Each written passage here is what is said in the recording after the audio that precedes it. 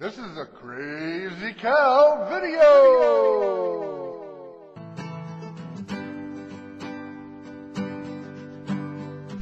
What happened to the RNC? What made them change? What made them decide to control people? To help out corporations?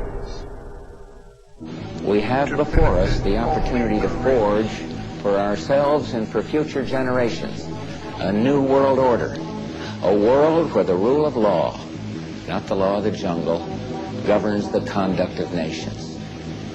When we are successful, and we will be, we have a real chance at this new world order, an order in which a credible United Nations can use its peacekeeping role to fulfill the promise and vision of the UN's founders.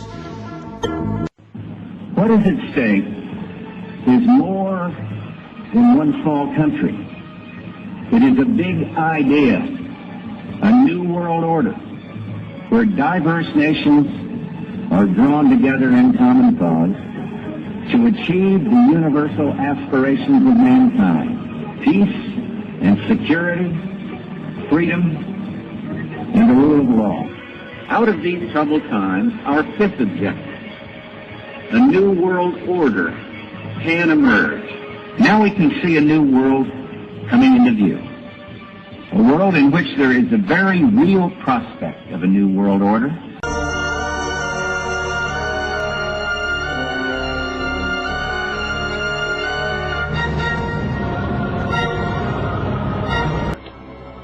I am Locutus of Borg.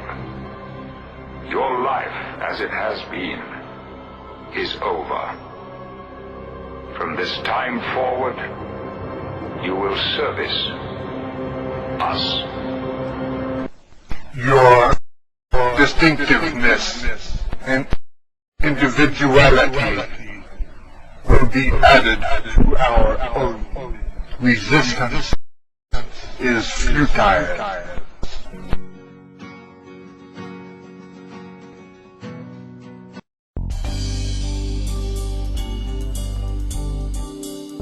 Deteriorating conditions in Washington with loss of personal liberty, a weak economy, exploding deficits, and perpetual war, followed by nation building, there are still quite a number of us who would relish the opportunity to improve things in one way or another.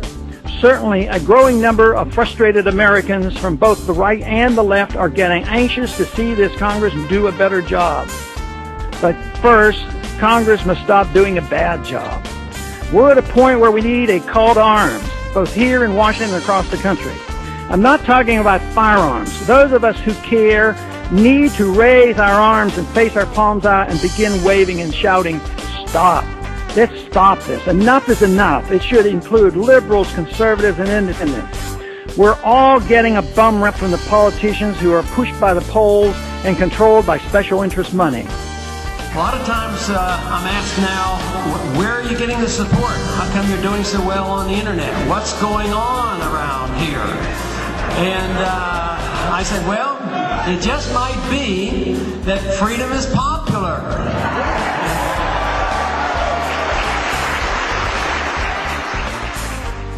A lot of people ask me, why do we get so many young people coming into our campaign? And there's a lot of different reasons, but I might suggest that one good reason is that maybe they're seeing what we're giving them. They're giving them the burden of paying for the entitlement system. There are less of them in that age group, and they know they're not going to get anything out of it, and they're waking up to this fact.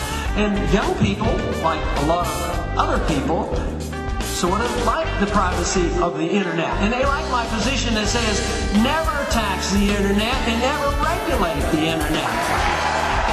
And once again, because I don't want to interfere in personal habits and I don't want to interfere in the internet, this does not mean that I have to defend everything that's on the internet. I certainly don't want to defend everything that's on the television set.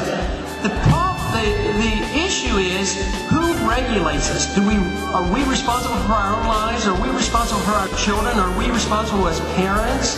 Or is it the government that is the nanny and is supposed to take care of. That's the only issue. It's not whether we endorse bad habits or good habits. We endorse freedom.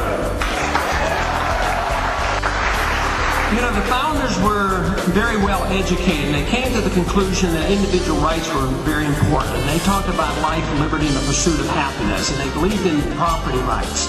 And I'm a strong believer in that. I believe in natural rights. I believe in God-given rights. I don't believe any rights come to us from our government. Governments are designed, and the purpose is to be very limited to protect those rights so that individuals don't take them from us with the use of force. It's very easy to accept the principle, don't use force on other people. We should set an example. You know, the neocon argument is that we're over in the Middle East because we want to democratize them and we want to spread our goodness through force.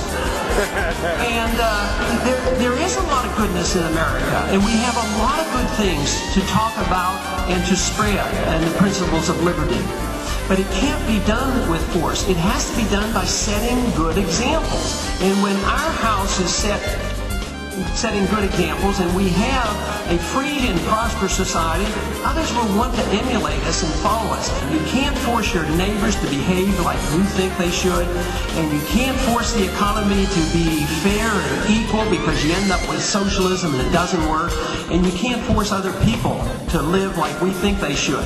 At the same time, the responsibility, it does fall on us to promote the cause of liberty, to get people to understand why it is important to believe in liberty. I am so convinced that the cause of liberty can solve so many of our problems. If you really want to solve the problems of poverty, say, and unemployment and economic concerns, you have to believe in the free market. The free market is humanitarian. It's the government force that is inhumane.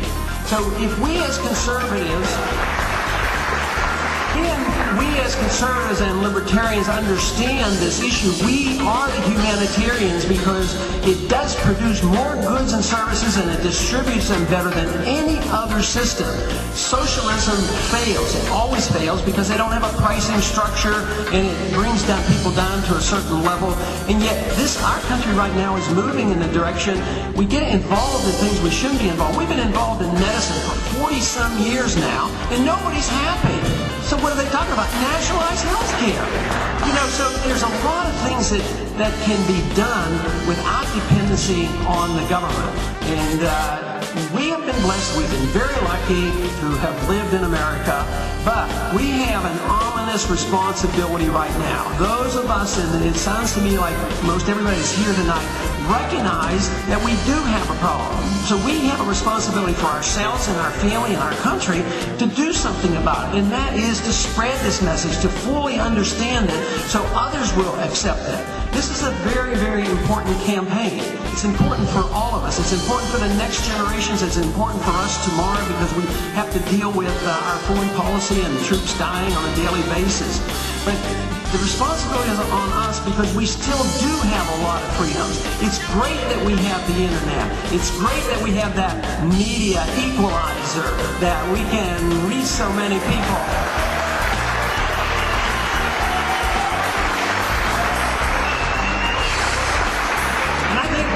Reasons why our movement is growing by leaps and bounds is the fact that information is so readily available. In the 1950s, when I became interested in the freedom philosophy, it was very hard to find books. I certainly didn't get them from my college classes. I didn't get them from my public schools.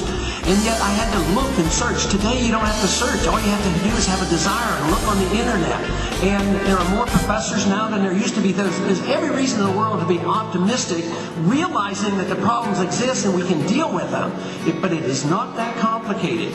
Almost every problem that we face today is the fact that we didn't take the good advice that we had from the founders and that we don't follow the rule of law.